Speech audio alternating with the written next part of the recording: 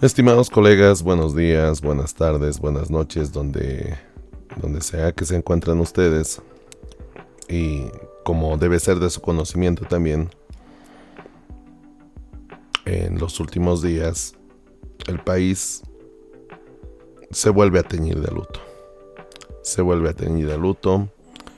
Junio 2025, a pocos meses de celebrarse una de las elecciones más importantes de los últimos 40 años, a pocos días también de celebrarse 200 años de vida republicana al menos, hay que lamentar y obviamente con todo el dolor y el respeto a las familias dolientes de quienes están en pantalla, los 4 policías victimados durante los desbloqueos.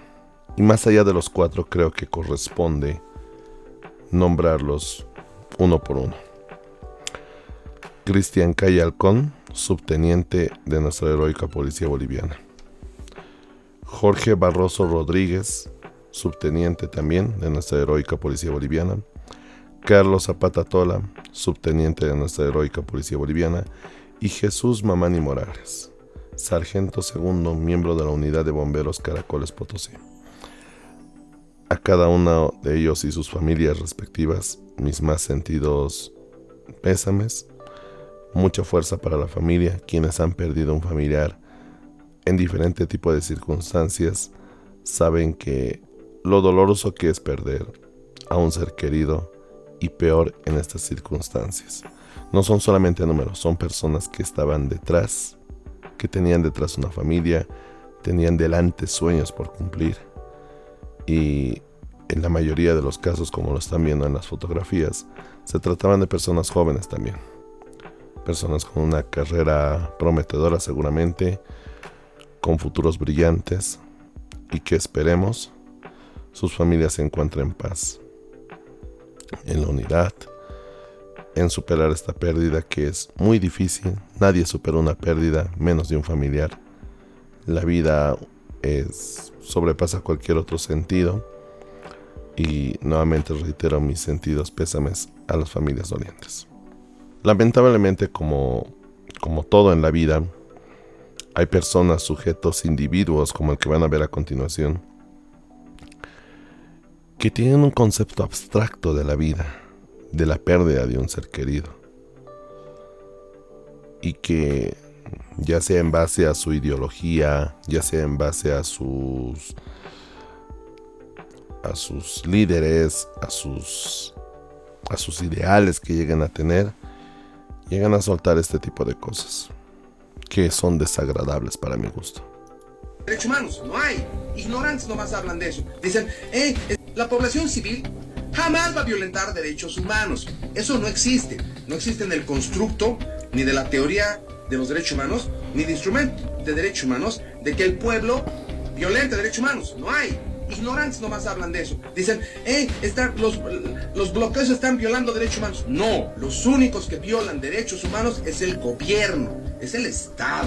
La policía, cuando ante un nivel de riesgo puede ser rebasada, recién, si la ley faculta para que las Fuerzas Armadas salgan, recién pueden salir. No, porque fallezcan 3 policías, puede salir la Fuerza Armada. No.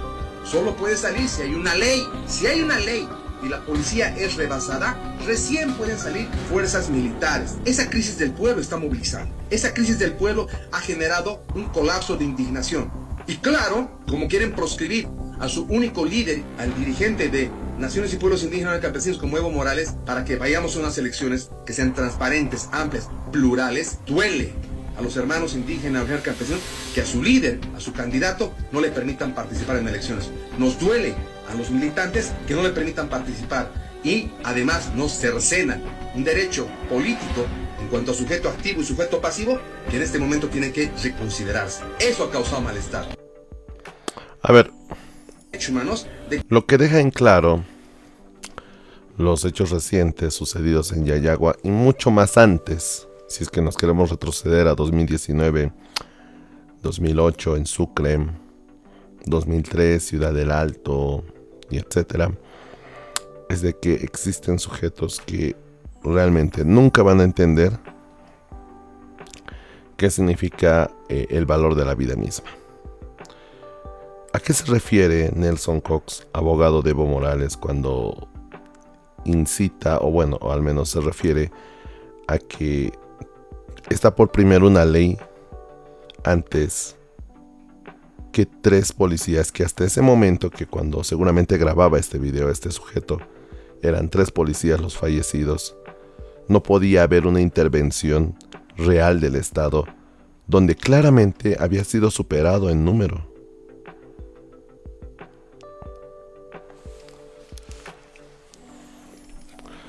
Es decir, volvemos a chocar con ese concepto de legitimidad y legalidad. Puede que Nelson Cox esté en lo cierto, de que necesite una ley para que las Fuerzas Armadas intervengan con la fuerza que tienen las Fuerzas Armadas dentro de un conflicto de estas características. Pero ¿dónde está lo legítimo? ¿Dónde está el sentido común? ¿Dónde está lo humano al final del día? Y creo yo que los hechos que se han suscitado en las últimas horas, en los últimos días, y lo que vaya a pasar en los siguientes días y meses, va a delimitar a quién le levantamos el saludo o no, a quién consideramos como un ser humano más. Porque lo que acaba de decir este sujeto roza en lo ridículo, en lo absurdo y sobre todo en un fanatismo desmedido por una persona que ha tenido de luto al pueblo boliviano desde hace más de 30 años. Desde hace más de 30 años. Sigamos. Y para que no digan, y seguramente va a haber todavía muchas personas que se niegan a creerlo, el día de hoy también se han encontrado fajos de billete, ¿no? ¿Quién financia justamente este tipo de marchas? ¿Quién financia el luto en la familia boliviana? ¿Quién financia que la estemos pasando tan mal? Está haciendo a pagar, pues obviamente es plata la mierda, está haciendo a pagar para que le saquen la mierda. ¿Sabes que hay 2 muertos? De Ocurí, ¿qué están haciendo aquí ustedes? Y no hay caso de Ocurí a este lado. Por eso estamos moviendo aquí nosotros. Este López es el que manda más cosas. López es cabrón. ¿Qué pedo más? ¿Desbloqueó? ¿Desbloqueó? ¿Esto qué es? Este López.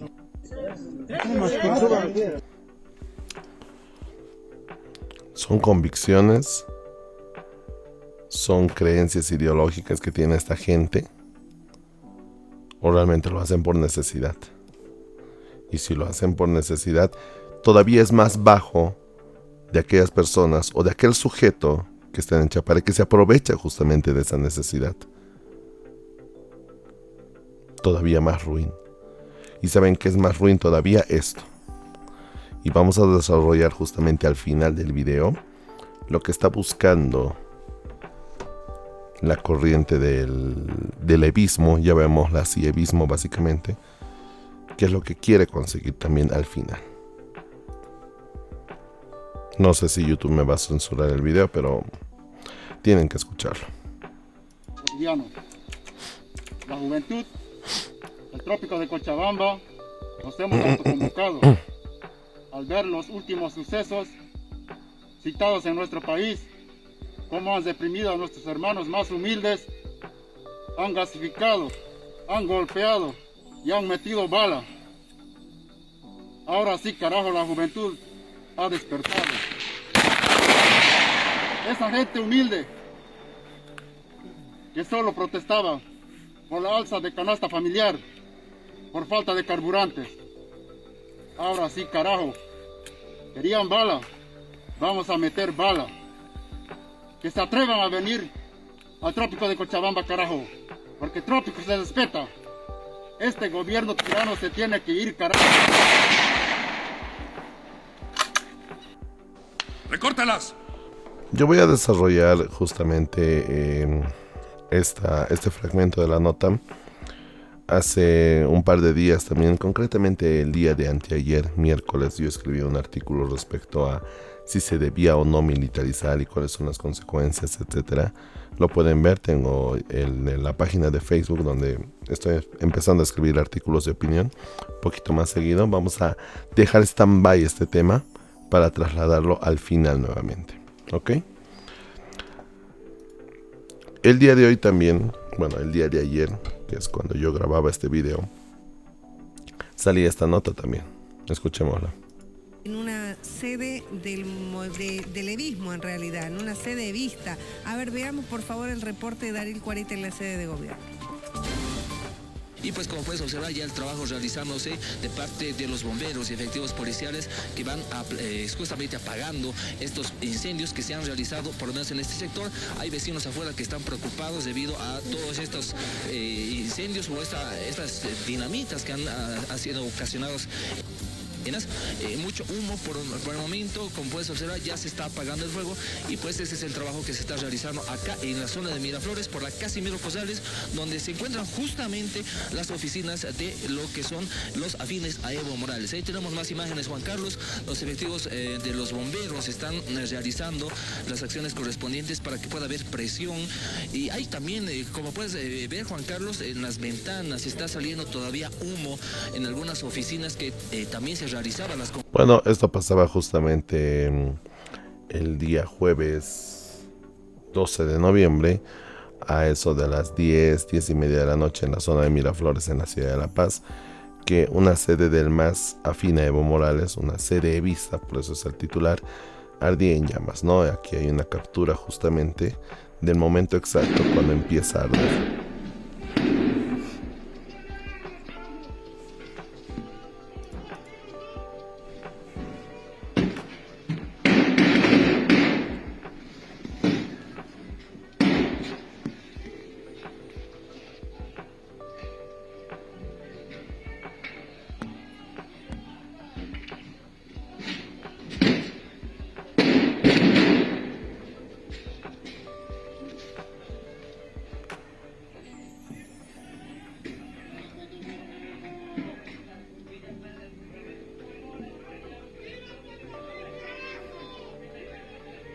Son potosinos, se están haciendo pasar por potosinos.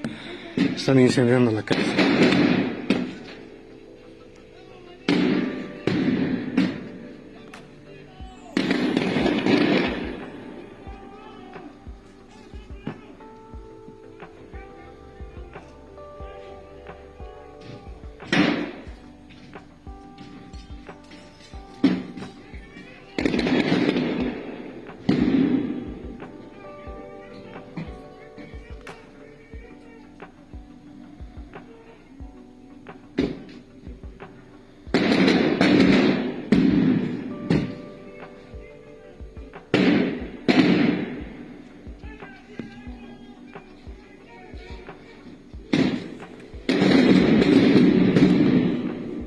Bueno, aprovechando que tenemos el video de fondo, estaba leyendo uno de los comentarios. Por ejemplo, aquí dice Jorge Blanco: los que están adentro de esa casa se los ve tranquilos. Uno al ver fuego escaparía, busca agua como loco para apagar.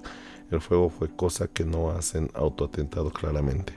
Y como lo decía en la voz en off en el video, había gente que está con la bandera de Potosí. No sé qué necesidad había de querer exponer ahí y hacer, no sé, esto todavía seguramente se va a desarrollar. Si es que las personas que están haciendo esto justamente son personas de Potosí, ahí se ve uno, por ejemplo, con un casco minero. ¿Qué es lo que quiere generar al final del día Evo Morales? Y antes de pasar a la siguiente parte del video, que concretamente es líderes políticos cierran filas en torno al Tribunal Supremo Electoral para garantizar la elección de general de agosto, que como saben el día de ayer, el jueves 12 de junio, se lanzaba la cuarta cumbre de multipartidaria en defensa de la democracia, no sé, tiene un nombre rarito. Y antes de que inicie esta cumbre, que fue más o menos a las 4:30, 5 de la tarde, Evo Morales hacía uso del tweet, ¿no? De X, de la red social X, que decía: exigimos una investigación internacional sobre los hechos violentos en nuestro país. Es imprescindible una investigación independiente e imparcial. Asimismo, ante la intransigencia del gobierno, exigimos que una instancia internacional sirva de mediadora o facilitadora de un diálogo que permita resolver las causas de movilización pacífica del movimiento popular boliviano. Sucede que cuando Evo Morales ya pierde un poco más de la poca legitimidad que tiene en suelo boliviano, en territorio boliviano, siempre llega a acudir, y esto se los he repetido tanto en los videos de la crisis de 2019 como en otros videos de este tipo formato, llega a acudir a organismos internacionales, la CIDH. No se olviden que el informe del GIEI del 2021, concretamente, hablaba de que todo lo que había pasado en 2020, el gobierno de Áñez, que si bien fue desastroso, etcétera, había sido responsable de todo el debacle de la sociedad boliviana, pero muy pocas cosas le apuntaban a Evo Morales. Muy pocas cosas. Es más, y eso quería mostrarles también, instituciones como el CPL, el Center for Economic and Policy Research, te lanzaba, por ejemplo, publicaciones también de que no había existido el tal fraude electoral. Y, por ejemplo, estadísticas del MIT confirman principales hallazgos de un análisis anterior. Es decir, Evo Morales busca también la aprobación de los organismos internacionales para que puedan dar legitimidad a lo que ha perdido en territorio nacional.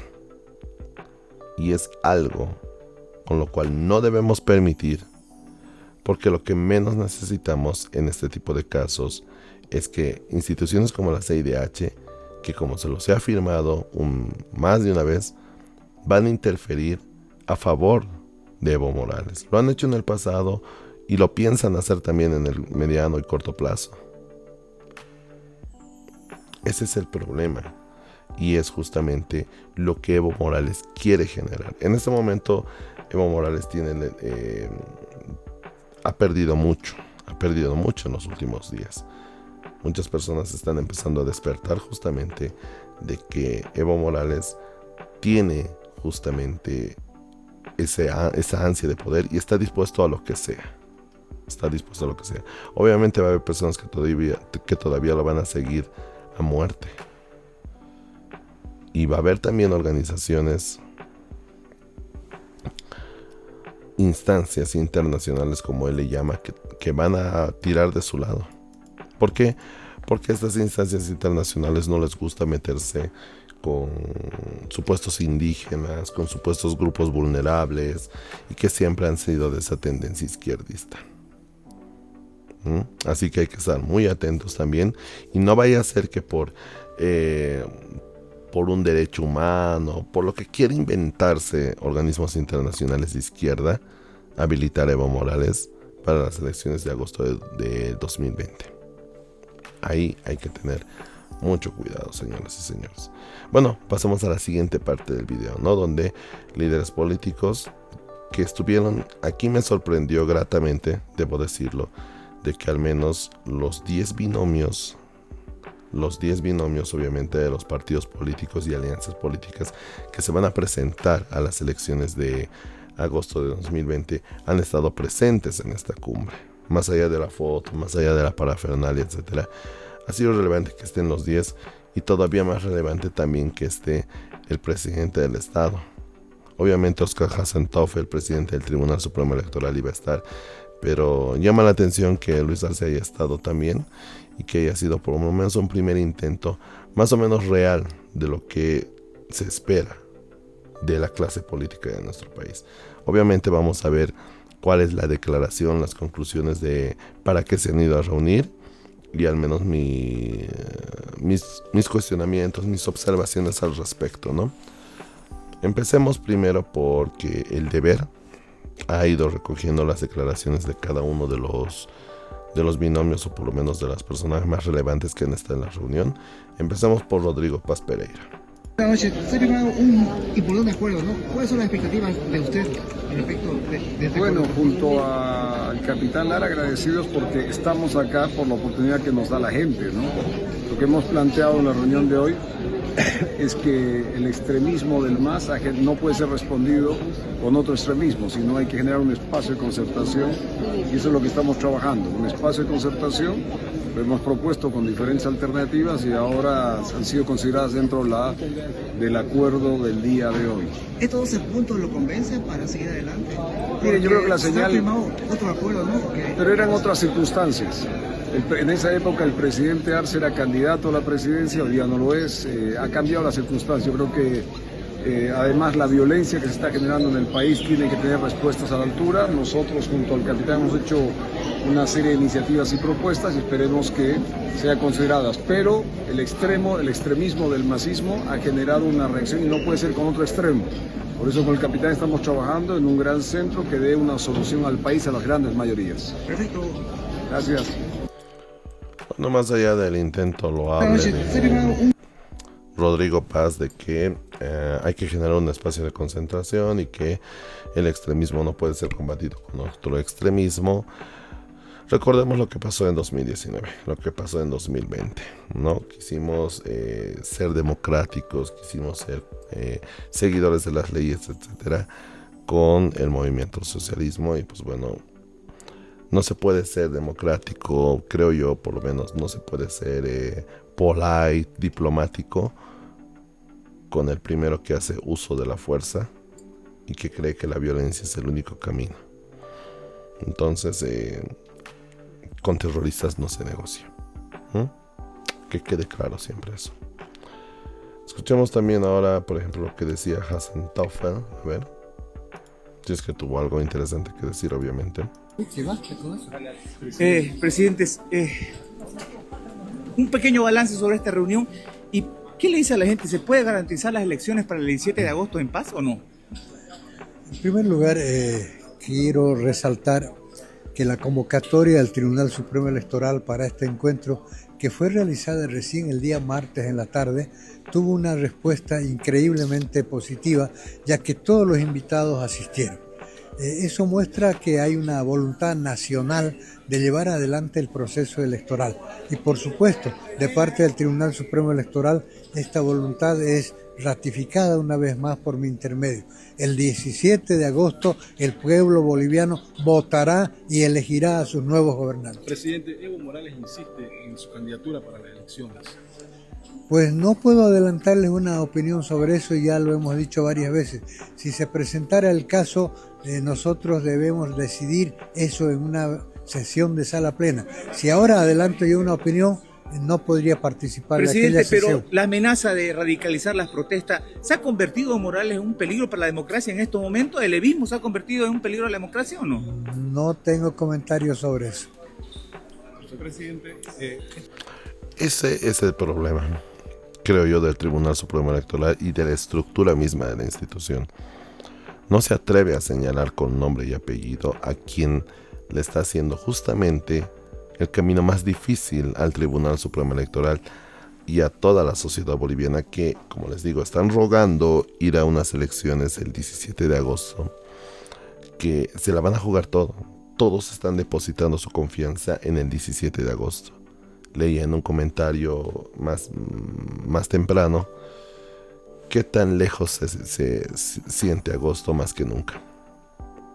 Parece que nunca fuéramos a llegar a agosto. Y obviamente la posición de Oscar Hassan Taufel respecto a Evo Morales, que se lo dicen con nombre y apellido, no es clara. No es clara. Según él no puede pronunciarse al respecto, pero bueno, da a entender de que todavía está esa puerta abierta para Evo Morales. Todavía está abierta. Y si la participación de Evo Morales garantiza unas elecciones el 17 de agosto, no sé en qué condiciones será. No sé qué podemos exigir luego y qué va a exigir Evo Morales en caso de que participara de las elecciones de agosto, en caso de que perdiera, porque seguramente puede perder y va a perder, pero no sabemos qué es lo que puede llegar a pedir. Si se le cumple este capricho, olvídense de lo demás. Olvídense. Eva Copa también estaba en la reunión, son 3 minutos, yo no voy a escuchar los 3 minutos, solamente voy a escuchar el primer minuto y medio. El ciudadano de a pie es tener presencia en diferentes lugares de nuestro país y que las carreteras y los caminos puedan estar expeditos para que nos llegue la comida y que nos pueda llegar el combustible y todo lo que se requiere ahora. ¿Cómo se está haciendo con el tema de los alimentos en la ciudad? Mira, nosotros tenemos diferentes ferias que llegan de Santa Cruz, Cochabamba. El pollo ha llegado a costar más de 100 bolivianos, ha sido terrible para nosotros. El aceite, y bueno, pues esto pasa porque no tienen combustible necesario los empresarios acá en Santa Cruz para poder empezar a hacer la distribución en diferentes lugares. De igual manera, pues la gente que trae las verduras se han quedado en el camino y estas se han echado a perder por falta por los bloqueos que se han ido presentando, ¿no? Y esto nos ha causado también pues mayor alza de los precios. Estamos trabajando con el Viceministerio del Control del Consumidor, el cual nos está ayudando a tener tablas para poder hacer los controles con la Intendencia, pero no es suficiente. En la ciudad del Alto tenemos más de 100 ferias locales y con el recurso humano que tenemos pues no lo es, ¿no? Así que pedimos también de que los empresarios, los distribuidores sean directo al que va a ir a consumir y no a intermediarios, porque ahí se genera la especulación y la alza de los precios. Señora, ¿qué le ha parecido este encuentro que se ha realizado? Bueno, ha sido un encuentro fructífero en torno a podernos escuchar, en torno a podernos oír y poder hacer una autocrítica constructiva, ¿no? Sobre todo para los partidos que tienen bancada en este momento. Se han hecho bastantes compromisos, tengo entendido que son 12. En estos está la aprobación de créditos para poder llevar adelante las elecciones de acuerdo al calendario electoral. Ahora vamos a ir justamente a los puntos que han ido tocando ya en la declaración final de esta cumbre multipartidaria por la democracia, lo que ustedes quieran. Pero sí algo tengo que reconocer y bueno, toca que lo que dice Bacopa también tiene algo de lógica. En este momento nadie está apuntando, o bueno, una gran parte de la población todavía no está apuntando a Luis Arce de que todavía tenemos escasez de combustibles, escasez de dólares, escasez de alimentos, artículos de primera necesidad, etc. Y obviamente hábilmente el gobierno de Luis Arce también se está aprovechando de ello en base a los conflictos que hay en los puntos de bloqueo, Yayagua, Cochabamba y otros puntos del país también que son fundamentales para que exista esa interconexión entre ciudades y departamentos, ¿no?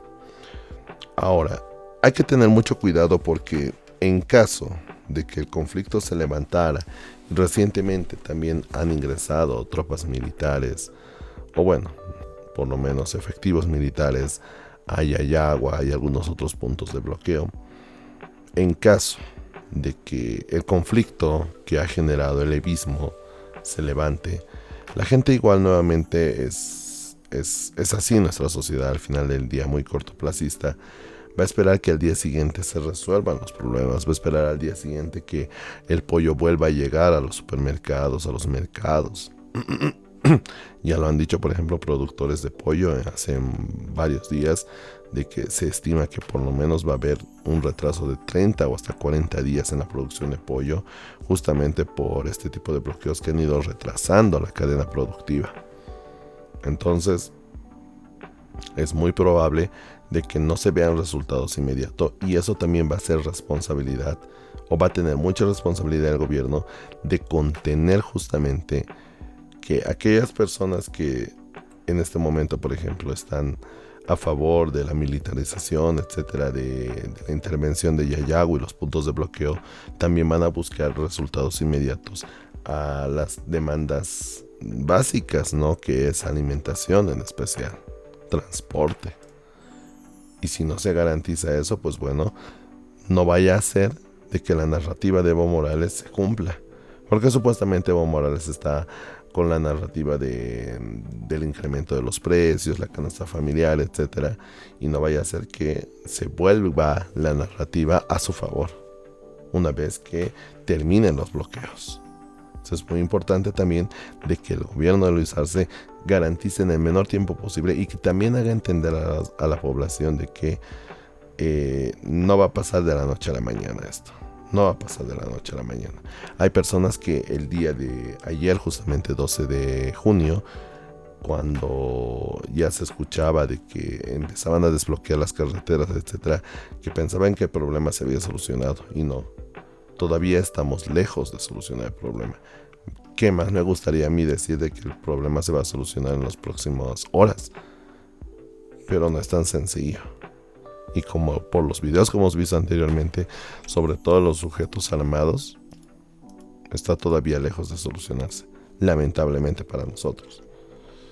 Jorge Tuto Quiroga, a ver, escuchamos. Todos los que vamos a participar y terciar en estas elecciones, aseguramos y garantizamos que se van a llevar a cabo el 17 de agosto, que no va a haber sabotaje que pueda, con la fuerza del pueblo boliviano organizado y movilizado el 17 de agosto para cambiar de rumbo. Yo agradezco al doctor Hassan Teufel, todas las instituciones del Estado que han participado, todos los binomios que estamos inscritos. Va a haber elecciones sí o sí y no van a ser doblegadas por ningún intento de sabotaje o interrupción. ¿Fue lo que se esperaba este encuentro? Sí, claramente se esperaba. Para mí quizás hubiera sido incluso más oportuno un poco antes, porque hoy día tenemos que lamentar, y nuevamente transmito mi condolencia a las familias de 5, no sé si algo más pasó mientras estábamos acá, pero 5 bolivianos que han perdido la vida por la violencia de aquellos que quieren la ruta del golpe y no de la democracia, aquellos que quieren el sabotaje y no los comicios electorales. Pero la democracia es indoblegable, va a prevalecer y el 17 de agosto sí o sí vamos a elegir un nuevo gobierno. ¿Qué puede marcar la diferencia con relación a los anteriores encuentros? De que las circunstancias, como dije acá, las circunstancias han cambiado. Yo en febrero estuve en la reunión y vi con frustración que no había la voluntad en el Congreso de poner en vigencia ciertos instrumentos legales o recursos necesarios. Hoy, hablemos claro, las circunstancias son diferentes. En febrero el presidente Arce era candidato, hoy no lo es, tiene una misión de conducir esta elección a buen puerto. Y aquí estuvieron representados liderazgos que claramente tienen la voluntad de hacer efectivo lo que se necesita en términos de recursos y legislación para que se hagan las elecciones.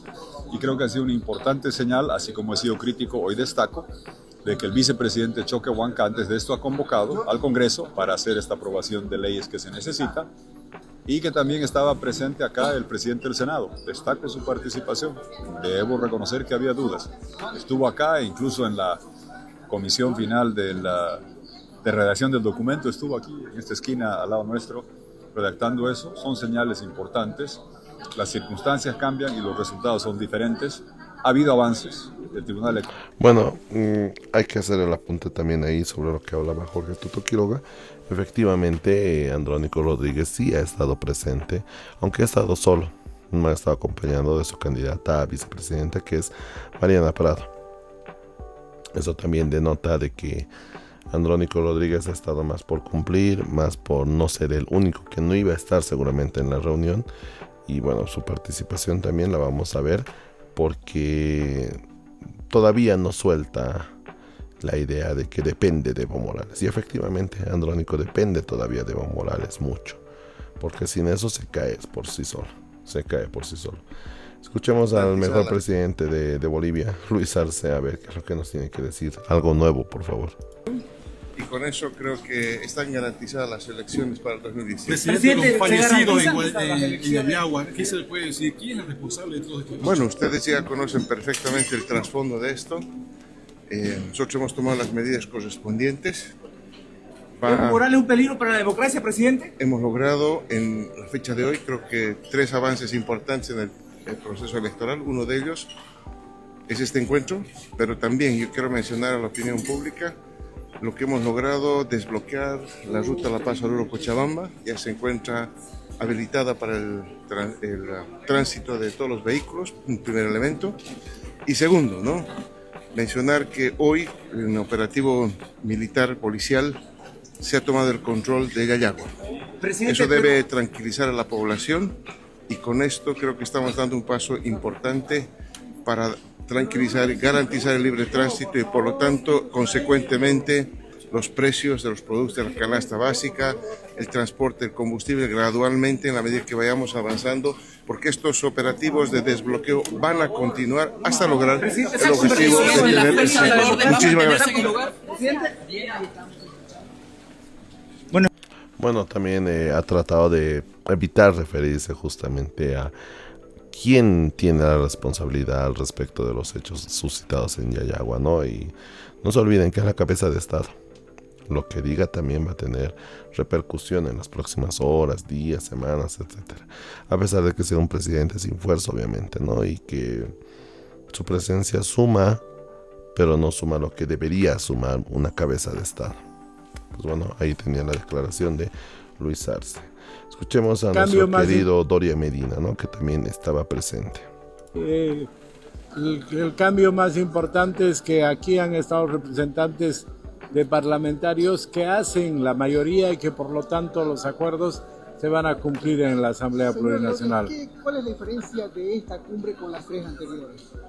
Que no estaban representados los parlamentarios, las fuerzas políticas adecuadamente y por lo tanto lo que se acordaba no se cumplía, pero ahora claramente estaba representada la mayoría de la Asamblea Plurinacional y se va a cumplir, y además se ha precisado mejor las cosas y va a haber un informe semanal del avance de estos temas. ¿Cuál puede ser la diferencia del presidente del Senado? ¿Él asumió también este compromiso? Bueno, sí, estuvo en la comisión de redacción, pero es su costumbre escaparse. Bueno, ahí tenía la participación de Doria Medina, que también es necesario resaltar que efectivamente, ¿no? Ahora sí por lo menos hay participación de la Asamblea Legislativa con el presidente del Senado, José Andrónico Rodríguez, y también candidato al final del día, y David Choquehuanca, que es bueno, el vicepresidente más ausente de la historia reciente de nuestro país, pero bueno, se estaba ahí por lo menos, ¿no? Para decir que no estaba. Y aquí justamente en la foto aparecían todos los binomios presentes aquí. Más al fondo estaba Eva Copa, estaba el tío Johnny Tongo, estaba Jaime Dun también. No me acuerdo dónde vi la declaración de Jaime Dun, pero bueno, se perdió por ahí. Pero básicamente también las declaraciones de Jaime Dun al final del encuentro eran justamente de reducir, de tener presente también la reducción del gasto fiscal en lo que depara los próximos meses que va a tener que hacer el gobierno de Luis Arce, ¿no? Eso por un lado. Ya vayamos directamente al documento en cuestión. Declaración del cuarto encuentro multipartidario, interinstitucional, etcétera. Un preámbulo respecto a... Vayamos a las conclusiones, que es lo que nos importa, o al menos lo que a mí me importa. Los participantes se comprometen a respetar el Estado de Derecho para dar certeza y seguridad al proceso electoral, garantizando y reafirmando que el 17 de agosto de 2025 se realizarán elecciones nacionales. Bueno, le están poniendo nuevamente fecha a lo que ya tenía fecha y no tendría que cambiar. Pues bueno, se están comprometiendo los participantes a que todo eso ocurra. Número 2, el Tribunal Supremo Electoral se compromete a garantizar la adecuada ejecución del calendario electoral 2025 en el marco de la corresponsabilidad dispuesta en ley, con los otros órganos de poder público, del Tribunal Constitucional Plurinacional, del Ministerio Público, de las organizaciones políticas y de la ciudadanía en general. Garantizar la adecuada ejecución del calendario electoral. Es importante de que el calendario electoral se cumpla al final del día y que no existan ampliaciones, retrasos, etc. Pero aquí, por ejemplo, es una de mis primeras observaciones y va a ser dentro de todo el documento al final del día.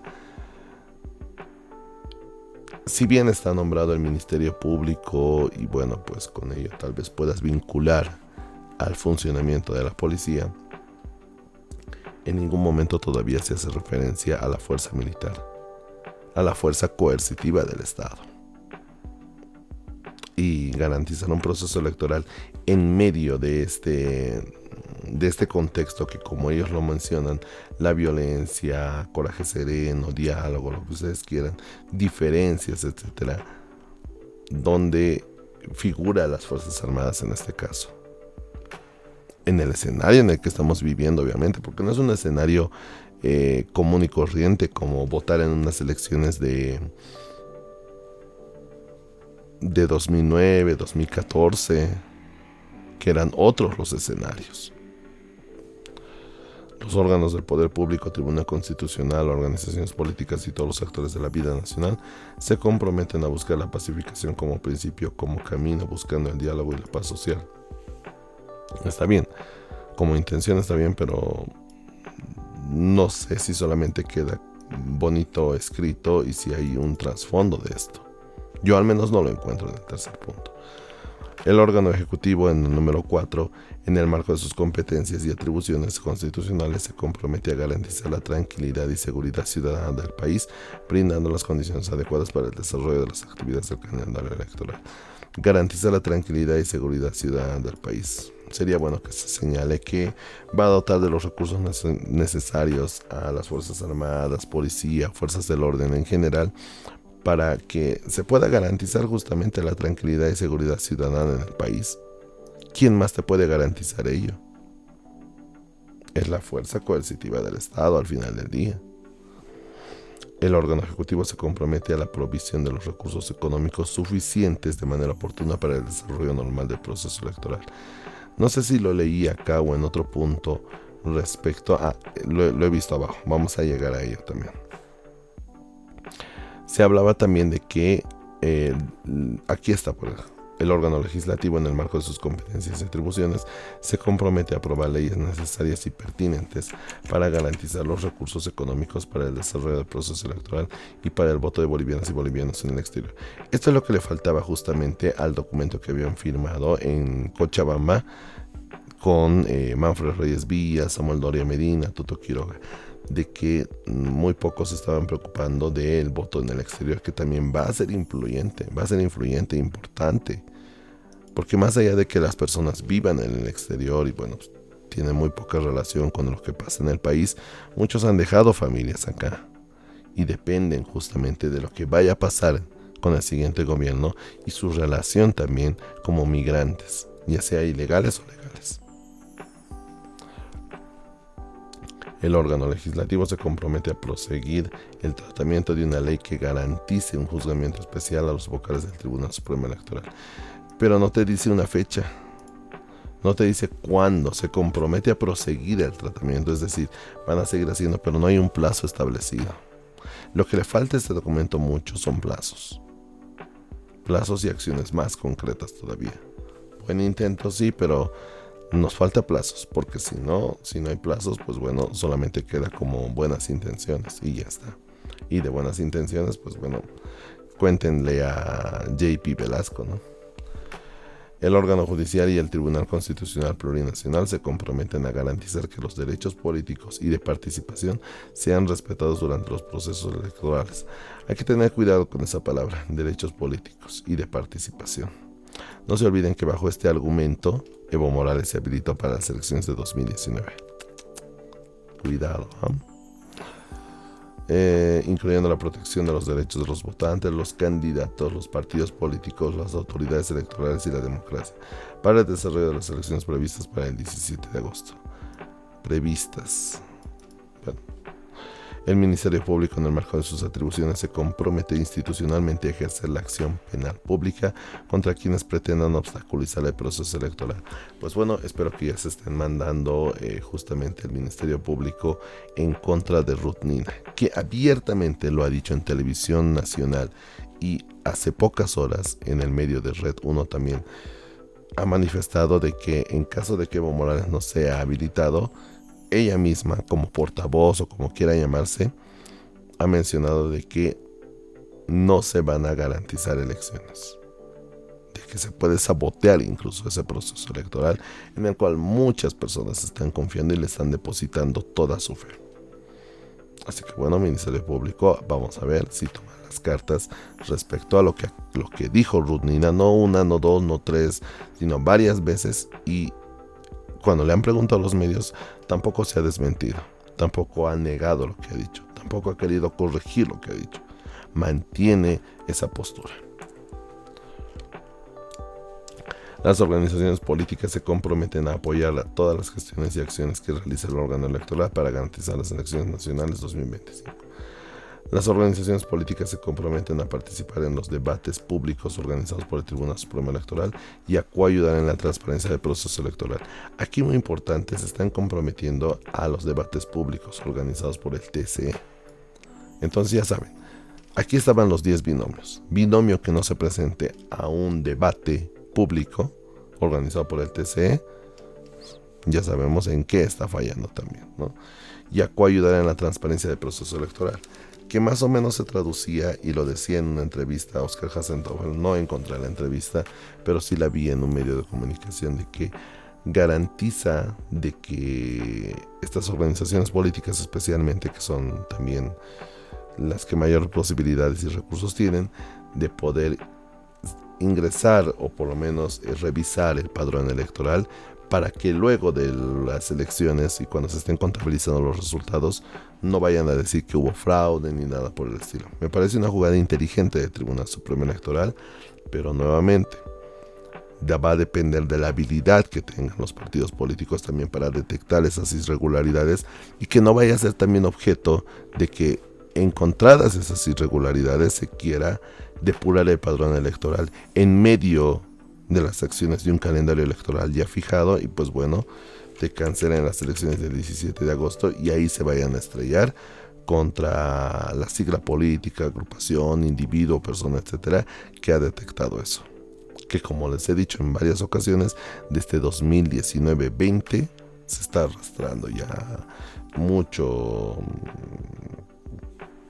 mucha negligencia justamente en la administración del padrón electoral.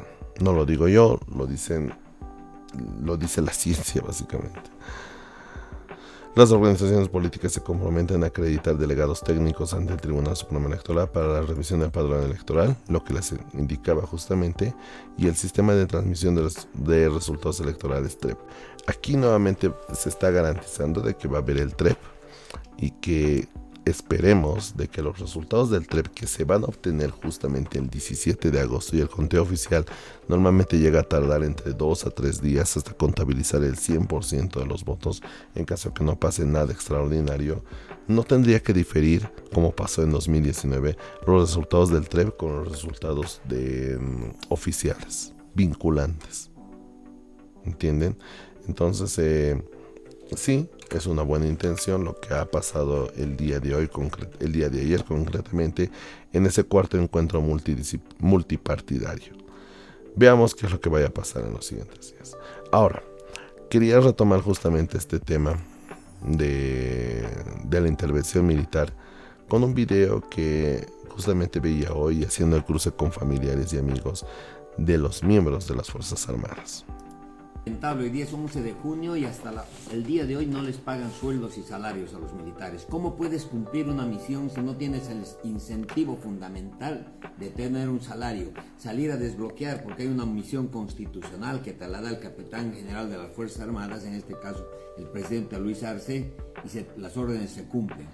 Pero es muy lamentable que se olviden de los oficiales, y no solamente de los oficiales sargentos, se están olvidando absolutamente del tratamiento, si de su propio salario se olvidan. Imagínense cómo los están mandando como carne de cañón adelante. Si bien el uniforme es un aspecto psicológico que puede de alguna manera ayudar contra estos bloqueadores, pues no es menos cierto que el Estado se ha olvidado de ellos.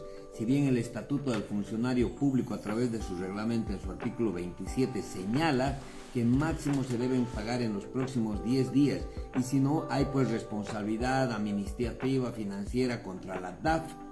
Y no es posible que a nuestros soldados, suboficiales, sargentos, oficiales subalternos, oficiales superiores los estén mandando sin salario. ¿Qué creen? ¿Que ellos no comen? ¿Que no tienen boca? ¿Que no tienen familia? Es más, ellos se alejan de un punto determinado donde estaban con la preocupación de dejar a sus esposas, a sus hijos, y directamente irse a un punto de bloqueo. Qué lamentable, Dios mío. Yo me pongo a pensar cómo este gobierno utiliza a las Fuerzas Armadas como les viene en gana. Y usted, presidente Arce, y está ahí cuando era candidato a presidente, decía que las Fuerzas Armadas eran inútiles, no servían, como muchos omisos de este país en un momento determinado se refieren a las Fuerzas Armadas, que no son necesarias. Pero ahora habían sido necesarias. Cuando las papas queman, son necesarias las Fuerzas Armadas. Claro, que salga la segunda división, que vayan a Parotani, que salga la 10ª división, que están en puntos de apronte el resto de las divisiones, las pequeñas unidades de combate. No puede ser, presidente, no puede ser ministro de Defensa, que se olviden de las Fuerzas Armadas. Toda guerra se gana cuando la moral está alta, toda batalla se gana cuando la moral está alta. Y veo que desde 1825, inclusive antes, pues los gobernantes han sido pésimos, porque la moral de la tropa tiene que estar alta. Las batallas más importantes se han perdido porque la moral de la tropa está baja. Y por lo menos incentívenles pues pagando sueldos y salarios a nuestros militares. No pueden dejarlo. Estamos a 11 ya, prácticamente. Mañana ya, unos 2 días, 3 días más, ya estamos a medio mes y no les pagan sueldos y salarios. Más bien a la policía lo han hecho. Pero de las Fuerzas Armadas, ¿qué les importa, no? Claro, ellos obedecen nomás.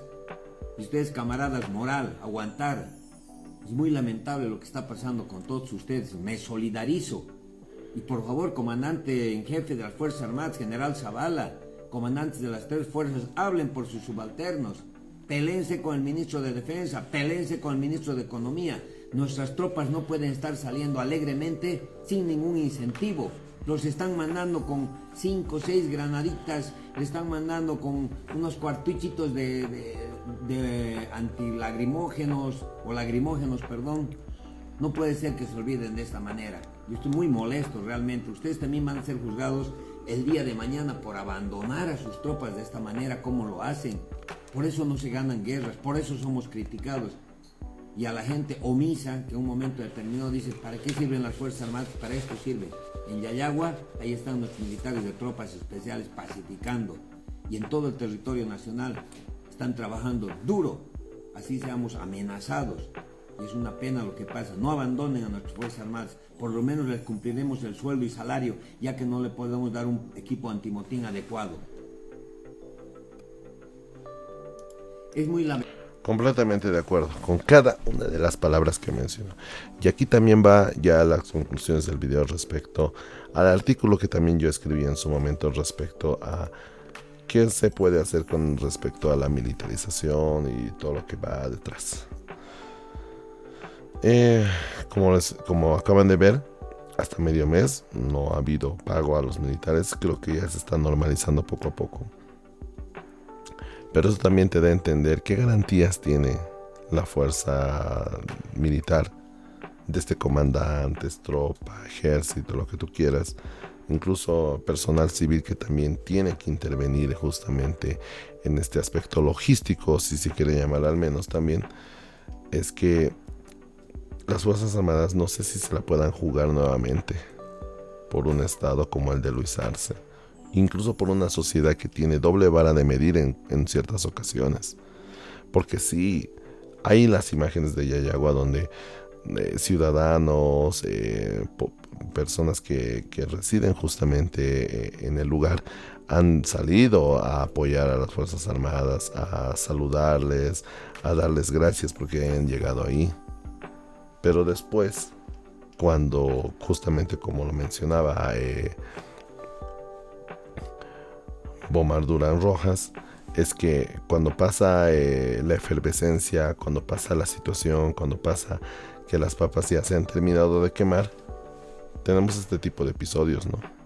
Y que se viralizan fácilmente con la comunidad internacional, y quienes son los primeros en caer son justamente oficiales, comandantes, etcétera, que solamente estaban siguiendo órdenes, o que bajo su criterio, que ellos también lo tienen, bajo la figura de sugerencia, incluso lo que tanto causó revuelo en 2019 y lo tomaron como un golpe de estado, pues bueno, ahí también pasó.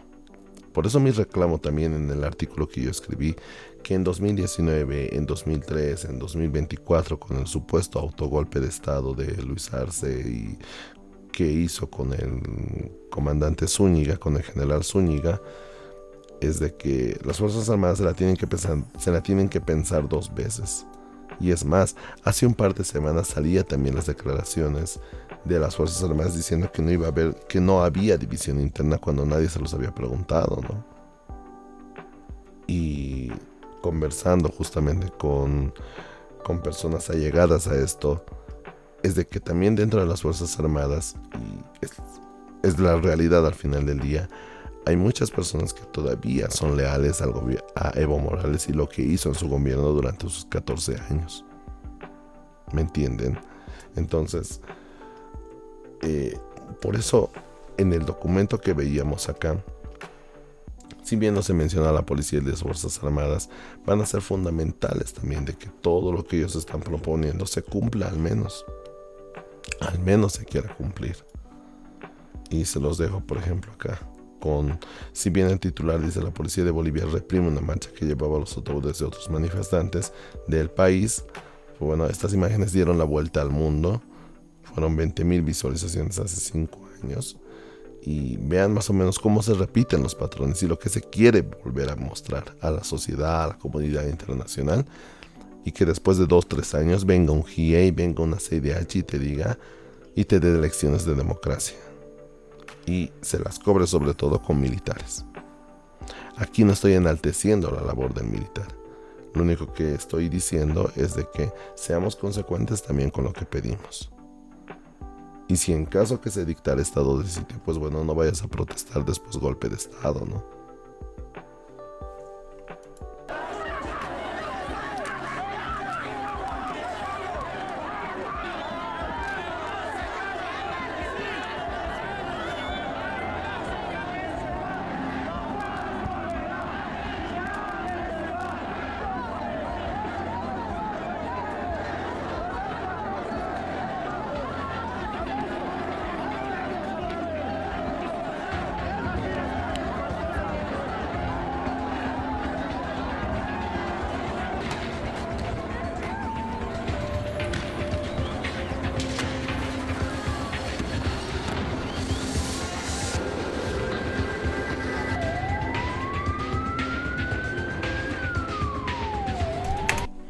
Miren.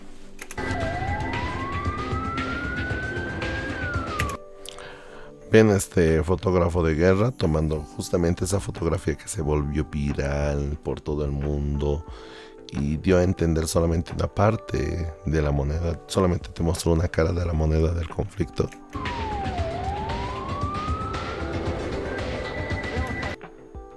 Imágenes que le encanta a la CIDH, a organismos internacionales de izquierda y que obviamente giran a favor de un personaje o de un grupo de personas. Escuchen, escuchen.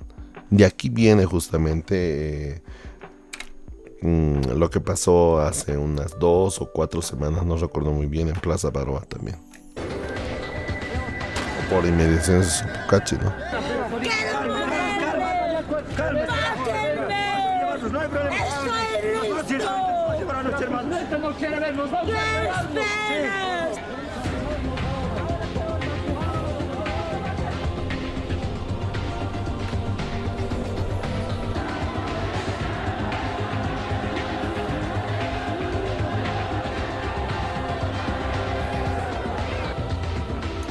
Y ahí está. Ahí está. Se vuelve a repetir los patrones. Y no vaya a ser que tengamos nuevamente este tipo de escenario días antes de las elecciones del 17 de agosto. Olviden que soy un viajero en el tiempo. Olvídense. Bueno, estimados colegas, ese era justamente lo que quería mostrarles. Vamos a ir leyendo un poquito de los comentarios también. Como les había comentado hace un par de minutos también, es de que estoy un poquito más activo con la página de Facebook, justamente haciendo algunas publicaciones de algunos artículos, ahora que mi voz estaba un poquito mal, pero voy a continuar justamente con esta actividad y me gustaría también ver su participación en los comentarios en la página de Facebook, si es que fuera posible. Y si no, también voy a estar acá en YouTube leyendo sus comentarios también, ¿no? Leamos, por ejemplo, a Alejandro Antero.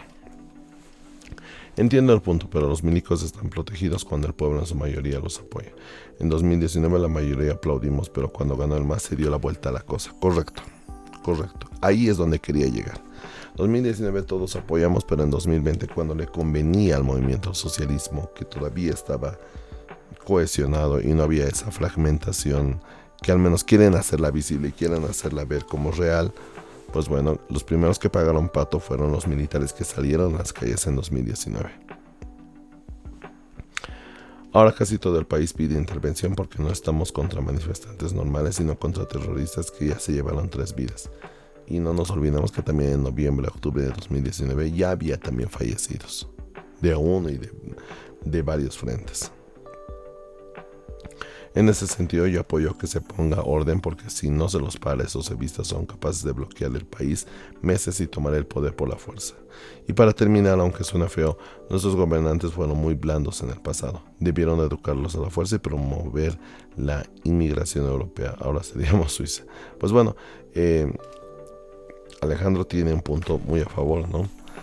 Aplaudimos, pero cuando ganó el MAS se dio vuelta la cosa. Y como les digo, los primeros que han caído, los primeros que han sido perseguidos, si quieren llamarlo así, pues bueno, fueron comandantes, personal de menor rango incluso, y que muchos comandantes de la Fuerza Aérea, Ejército, Armada, todavía son investigados al respecto.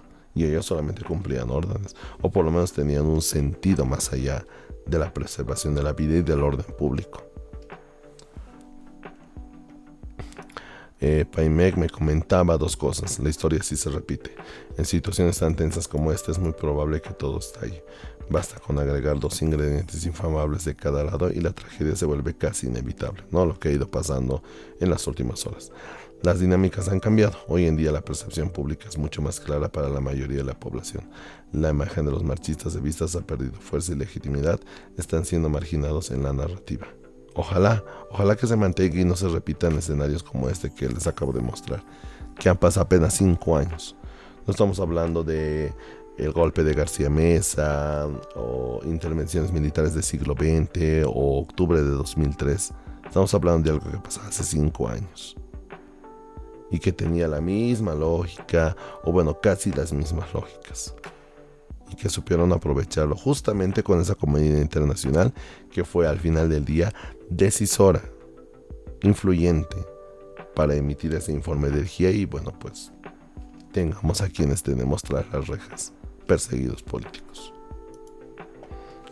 Espero que se tomen las últimas medidas extremas con uso de balines y gases lacrimógenos. Si no se logra retomar Yayagua de esa forma, se tendrá que utilizar armas letales. Es que la verdad, no puedes decir que es una masacre cuando ya hay civiles armados del otro lado, con intención de matar. No puedes decir, como les encanta llenarse la boca a personajes como María Galindo, he escuchado incluso a Sayuri Los hablar de ello, y otro tipo de personajes que normalmente comulgan con esas ideas de tendencia izquierdista, de decir que lo que ha pasado en octubre-noviembre ha sido una masacre, cuando también había elementos suficientes para indicar de que esos grupos armados no iban en son de paz y que no les puedes ir a pelear con flores. Fabio Mejía Morales me dice que entre en las Fuerzas Armadas sería un golpe de autoridad, pero sería un punto de no retorno porque quienes están ahí no se andan con jueguitos. Pero eso no va a suceder a menos que ocurra algo catastrófico, como la muerte de varios civiles fuera del tema, y el gobierno estaría obligado a mandar las Fuerzas Armadas. Está claro que Evo no quiere que se hagan las elecciones y está logrando porque el gobierno de momento no da las garantías necesarias. Si bien hay un documento, pero el papel aguanta todo. Y como les digo, en esta declaración todavía no hay plazos, todavía no hay acciones y tampoco deja en claro cuál va a ser realmente la participación de las fuerzas coercitivas del Estado de cara a cuando tengan que asumir ese tipo de problemas, violencia. En lo personal, yo vivo en Yayagua, Yamil Condori Maita. Me alegra poder recibir esa ayuda desesperada porque no hay de otra. Quieren matarnos, pero reflexiono, no sé, estoy especulando, las instituciones son todas vendidas y manipuladas por el gobierno. La única esperanza es que dialoguen y lleguen a un acuerdo de paz. Me parece imposible, sería que encarcelen a todos los ayus y luego investiguen a todos los actores en esos actos criminales sin tirar una sola bala porque ya hay muertos, 2 oficiales. ¿Dónde está la CIDH? Yo me quedo con esto. ¿Dónde está la CIDH en esto? Ellos son terroristas, están con dinamitas y armas de fuego. Pues bueno, estimado Yamil Condori, te comento que la CIDH va a actuar cuando vea este tipo de escenarios.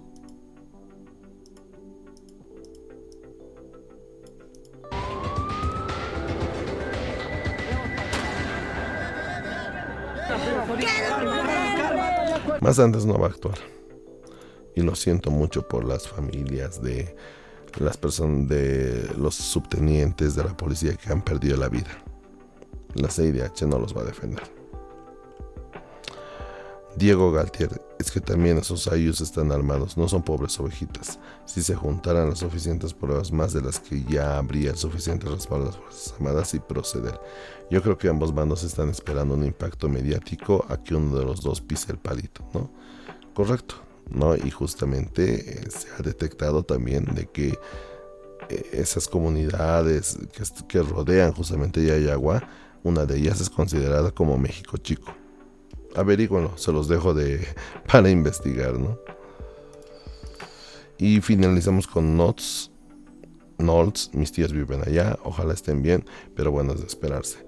La oposición nunca se unió. Estamos yendo a las elecciones sin un plan bueno para parar la crisis. No importan las propuestas para cambiar el país, hay que cambiar la consistencia y para eso hay que obtener la mayoría en la asamblea. Difícil que alguien obtenga mayoría en la asamblea. Vamos a tener que pactar con los que llegarán ahí, así nada más va a ser. Mientras tanto la gente ya está escapando del país. Así también es. Es una guerra civil o la migración. Solo queda esperar lo que pase primero. Si no sobrevivimos a esto, colega Sad, fuiste uno de los mejores creadores de contenido de Bolivia. Te agradezco mucho. Y no, me gustaría quedarme todavía con el siguiente gobierno en caso de que todavía tengamos que comentar y pues, bueno, no se vuelva un estado todavía más autoritario de lo que ya pretende ser. Maxi Dark, sí, güey, tienes razón, pero veamos cómo para esto. F por Yayagua. Un abrazo fraterno realmente a todos aquellos que tengan familiares o que residan también en Yayagua y que lo han vivido en carne propia. ¿no? Y una pena que instituciones como la CIDH, organismos internacionales, no van a sentir pena de Yayagua hasta ver este tipo de imágenes.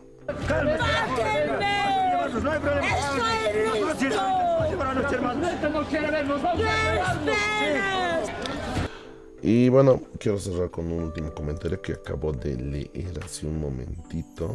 Déjenme ver.